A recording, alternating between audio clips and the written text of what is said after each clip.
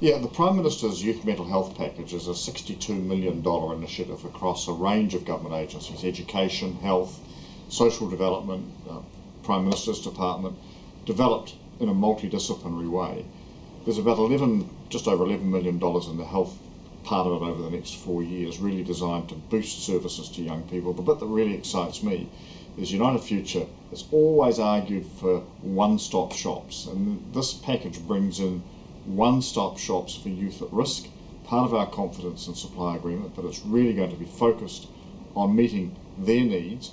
It spills out, of course, into the alcohol and drug area, into the wider mental health scene, but it's about recognising that a lot of young people have undetected or undiagnosed or untreated mental health problems. Get them early, get a comprehensive program that talks their language. So we're going to be using social media, we're going to be in schools, we're going to be in workplaces, we're going to be dealing with parents, but make sure we get those problems diagnosed and treated early. And I guess in a way the big spur for this has been John Kirwan. He has made it respectable and proper for people to talk about mental health issues. I take my hat off to him, but really this package builds on that, and hopefully we'll see a vastly improved mental health situation for a lot of at-risk young people over the next few years. Good. I've just passed legislation that makes a few changes to the student loans scheme. The one that's probably the most controversial is that the repayment holiday that overseas-based borrowers were entitled to, previously 3 years, has been reduced to 1 year.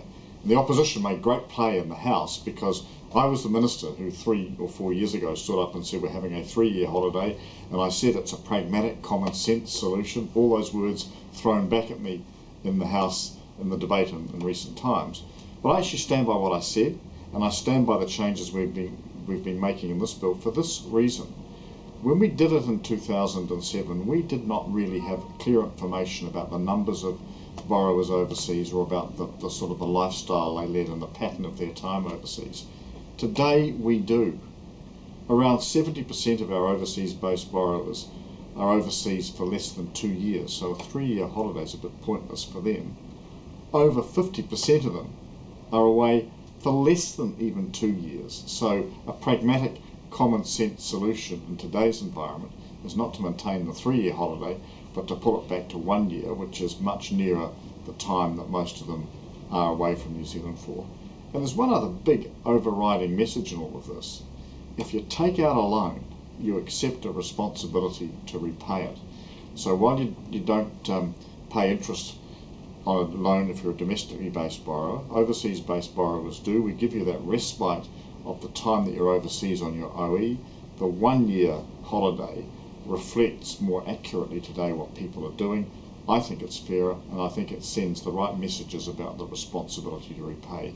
Your responsibility is not sort of something that diminishes in proportion to your distance from your country of origin. The debt stays with you, and it's got to be repaid. Today we heard the news that there are more people in Spain unemployed than the entire population of New Zealand. We've just come through over the last few months, Greek being at the door of default, Britain in severe problems, Ireland, right through Europe. The pressures of the international economic recession are still continuing to bite. The good ship New Zealand might be well trimmed, well ballasted and well fitted out, but it's still a very small vessel sailing in an extremely stormy sea. A rogue wave could still do us huge damage. So I think that's our challenge. We've got to do all we can to keep this economy robust. Our tax revenues are still below forecast from a year ago, but are starting to improve slowly but surely. But since that time last year, people tend to forget we've had the big June aftershocks in Christchurch, the December the 23rd earthquake in Christchurch as well, the flow-on effect and the recognition of the damage that the February and September quakes prior to that had done. And then we've got the international situation, so it's hardly surprising that things are as tight as they are. There are signs about growth in the employment market, which is good. There are signs about growth in economic activity, which is good.